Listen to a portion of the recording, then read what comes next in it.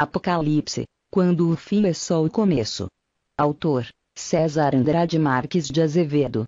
E-mail: cesarazevedo@terra.com.br. Farei lembrar do teu nome de geração em geração, pelo que os povos te louvarão eternamente.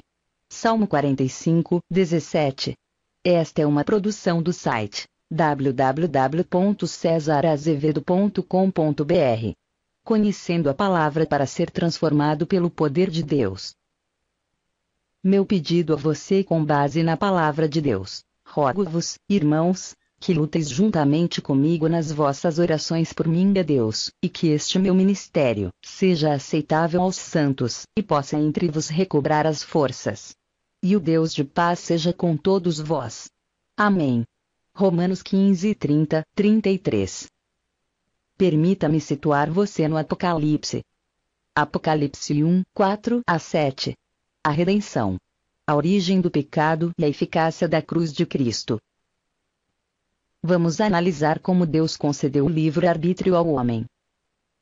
Porque o preço da redenção precisa ser pago com sangue? E a quem deve ser pago? Para responder a estas perguntas, voltemos agora ao Jardim do Éden. O homem fora criado dotado de livre-arbítrio, apto a desenvolver experiência moral de virtude pela contínua escolha de obedecer a Deus, conformando-se com sua imagem e semelhança. Até então o homem estava propenso a viver perpetuamente sustentado pelo fruto da árvore da vida. Muitos perguntam: por que Deus não criou o homem perfeito, sem possibilidade de pecar? A resposta é simples: a Bíblia diz: só há um único Deus. Está escrito: assim diz o Senhor, Rei de Israel, seu Redentor, o Senhor dos Exércitos: eu sou o primeiro, e eu sou o último, e fora de mim não há Deus. Isaías 44, 6. Se Deus criasse qualquer coisa que fosse com o atributo da impecabilidade, Deus estaria criando um outro Deus, o que é impossível. Assim, tudo quanto Deus cria tem em si mesmo o direito de rebelar-se contra Deus, porquanto a criatura não é Deus.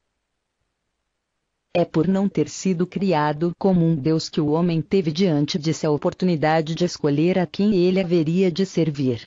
Se a Deus, permanecendo obediente à ordem divina de não comer do fruto proibido, conforme Gênesis 2:17, ou se haveria de rebelar-se contra Deus. O primeiro casal fora posto em prova ao ter diante de si a árvore da vida ou a árvore do conhecimento do bem e do mal, uma ao lado da outra. Sob a ótica divina, a árvore da vida se situava no meio do jardim. Está escrito: e o Senhor Deus fez brotar da terra toda a qualidade de árvores agradáveis à vista e boas para comida, bem como a árvore da vida no meio do jardim. Gênesis 2, 9a. Mas sob a ótica da mulher, quem estava no meio do jardim era a árvore do conhecimento do bem e do mal, uma clara indicação que a disposição da mulher a colocava em contraposição com a vontade de Deus. Está escrito: 3 Mas do fruto da árvore que está no meio do jardim, disse Deus, não comereis dele, nem nele tocareis, para que não morrais. Gênesis 3, 3. Precisamos entender que Deus é Deus, distinto de suas criaturas e completamente separado delas. Deus é santo e soberano. Tudo quanto criou está debaixo de seu domínio.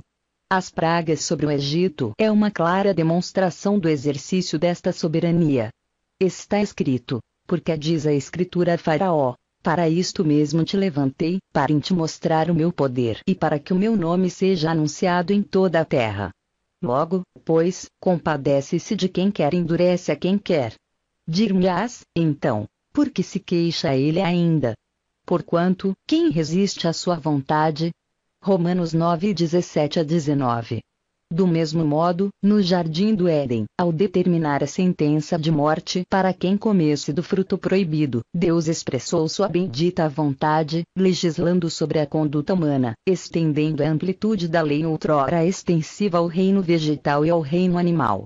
E, que isso fique claro, Deus faz o que bem entende e ninguém pode questionar suas escolhas, pois está escrito: mas, ó homem, quem és tu, que a Deus replicas? Porventura, a coisa formada dirá ao que a formou: por que me fizeste assim?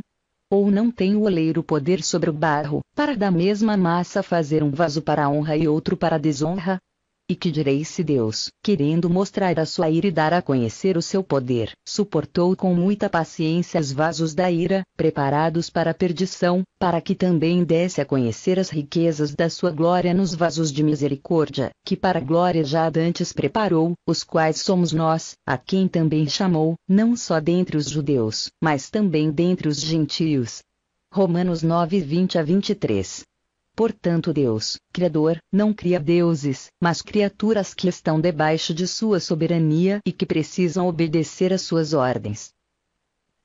A lei de Deus é a expressão da vontade de Deus e executada por seu poder. A lei é originada na natureza divina. Paulo declarou, de modo que a lei é santa, e o mandamento santo, justo e bom. Romanos 7:12. Em outro lugar escreveu que a lei é espiritual. Romanos 7:14. A lei, os 10 mandamentos, foram escritos pelo próprio dedo de Deus, conforme lemos. E deu a Moisés, quando acabou de falar com ele no monte Sinai, as 2 tábuas do testemunho, tábuas de pedra, escritas pelo dedo de Deus. Êxodo 31:18.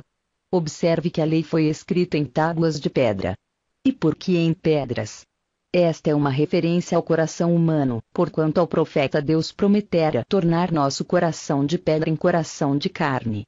Está em Ezequiel 11:19. É por esta razão que o apóstolo Paulo declarou: pois não são justos diante de Deus os que só ouvem a lei, mas serão justificados os que praticam a lei, porque, quando os gentios, que não têm lei, fazem por natureza as coisas da lei, eles, embora não tendo lei, para si mesmos são lei.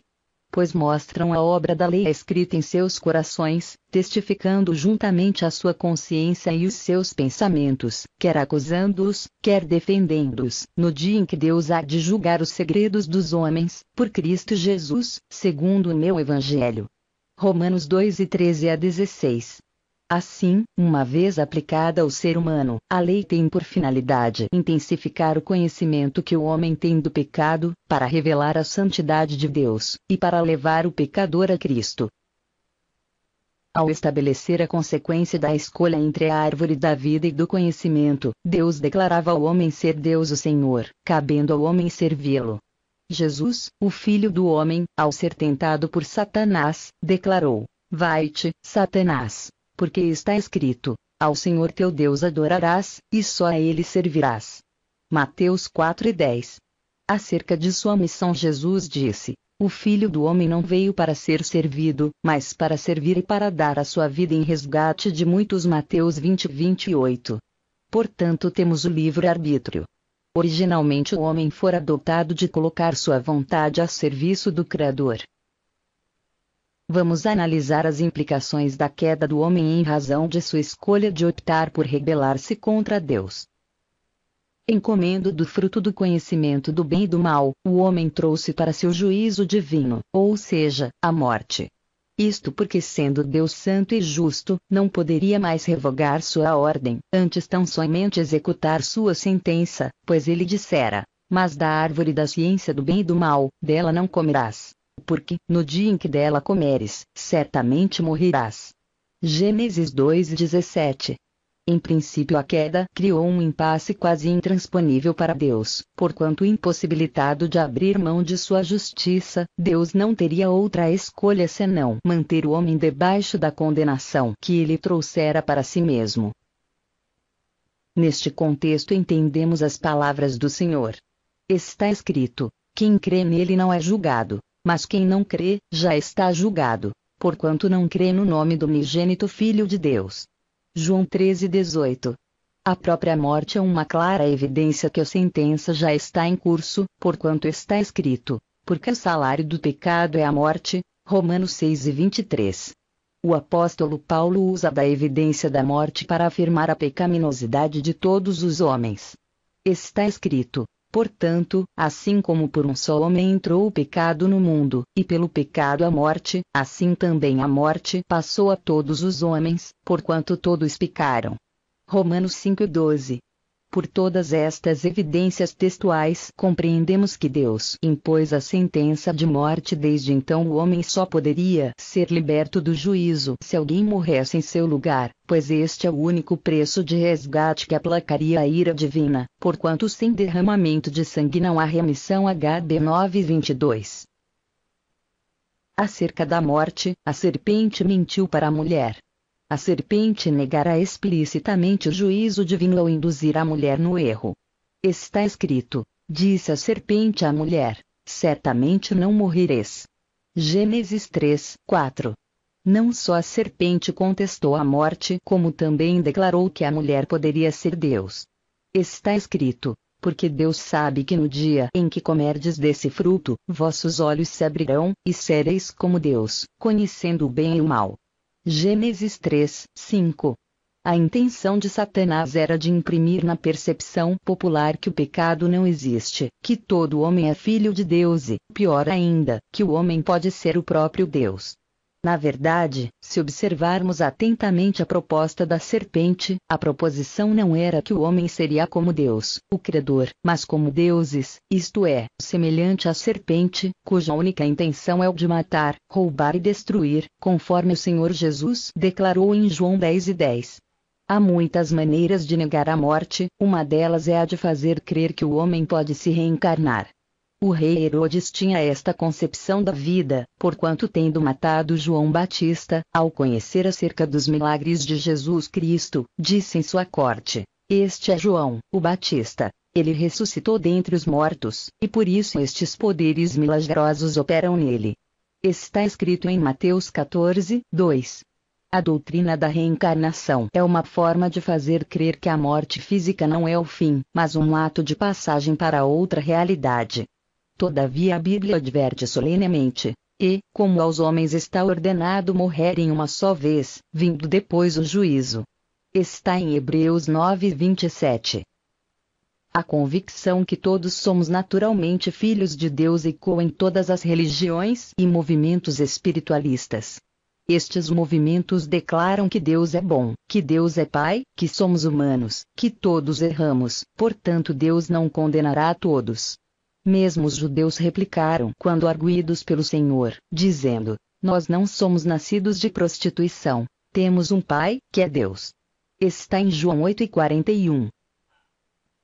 A ideia disseminada por Satanás no Jardim do Éden não é a de apenas fazer o homem pensar ser naturalmente filho de Deus, mas transcende no desejo de ser como o próprio Deus. Este fora o sentimento incutido pelo sibilar da serpente no Jardim do Éden ao assoprar no ouvido da mulher dizendo: porque Deus sabe que, no dia em que dele comerdes, se abrirão os vossos olhos, e sereis como Deus, sabendo o bem e o mal. É o que está escrito em Gênesis 3:5. Por causa desta proposta da serpente, não são poucos movimentos espiritualistas que desenvolvem um programa sistemático para que o indivíduo consiga alcançar sua própria divindade. Estes movimentos declaram que tudo é Deus, que somos parte de um universo de energia unificada, sendo esta energia Deus. Que há um Deus dentro de cada um de nós esperando ser desperto. Que quando este Deus dentro do indivíduo é encontrado, poderes extraordinários são liberados. Uns tentam chegar neste Deus interior mediante a meditação, outros por esvaziamento da mente, outros por disciplinas e boas ações, outros por práticas ritualistas e assim por diante. Todos estes influenciados pela proposta da serpente no Jardim do Éden. Estas propostas espiritualistas de ser como Deus são feitas sem nenhum compromisso com a santidade, com a pureza de coração ou com a retidão de caráter. Este é o sonho almejado pela humanidade que caminha a passos resolutos pelo espaçoso caminho que conduz à perdição, poder ser como Deus sem nenhum compromisso com sua própria santidade e retidão de caráter. Só podemos realmente compreender o que se passa nos bastidores da sábia humana se adentrarmos na densa mata da existência e passarmos pelos terrenos acidentados da opressão e do sofrimento, difíceis de serem transpostos por causa da maligna sombra da morte. Nesta jornada, quase que tateando, por causa da pouca luz que penetra entre as densas folhas da ignorância, vamos prosseguindo avante, em busca de uma clareira, um local de refúgio. Assim, do nascimento até a morte, prosseguimos na jornada da existência buscando compreender como se realizam os propósitos de Deus e, por meio deles, reverter este estado de perdição prenunciado pela morte que se aproxima, procurando alcançar a vida eterna. Contudo, o significado da morte só pode ser discernido à luz da Bíblia. Quando lemos o primeiro verso da Bíblia, encontramos a categórica afirmação que Deus criou os céus e a terra. Está em Gênesis 1:1. Como Deus criou tudo quanto existe e como Deus é autoexistente, não tendo começo nem fim, tudo quanto Deus cria precisa ter o seu selo, ou seja, precisa durar eternamente. Assim, uma vez Deus tendo criado, sua criação deve existir por toda a eternidade futura. Deste modo Deus inseriu na psique humana o desejo de viver perpetuamente, isto é, eternamente. Está escrito em Eclesiastes 13:11, tudo fez formoso em seu tempo. Também pôs na mente do homem a ideia da eternidade, se bem que este não possa descobrir a obra que Deus fez desde o princípio até o fim. Assim, por ser a morte um elemento estranho no contexto de nossa existência, a morte é, na verdade, um inimigo já vencido e que será vencido. Quando nos voltamos para a história de Caim e Abel e nos perguntamos por que Caim foi homicida, descobrimos duas razões principais. A primeira e mais fundamental de todas. Caim recusou oferecer o sacrifício divinamente instituído, qual seja, a morte de uma criatura inocente. Ele optou por fazer oferta do seu próprio jeito, oferecendo do fruto da terra. Segundo, Caim recusou conhecer o pecado do seu próprio coração e rejeitou a oferta divina de dominar o seu pecado. Estes dois aspectos demonstram que a morte está intimamente associada ao relacionamento com Deus ou à falta dele. No próximo vídeo vamos ver a relação entre o pecado e a lei divina nos intrincados caminhos e descaminhos do coração. Farei lembrar do teu nome de geração em geração, pelo que os povos te louvarão eternamente. Salmo 45:17. Esta é uma produção do site www.cesarazevedo.com.br. Conhecendo a palavra para ser transformado pelo poder de Deus.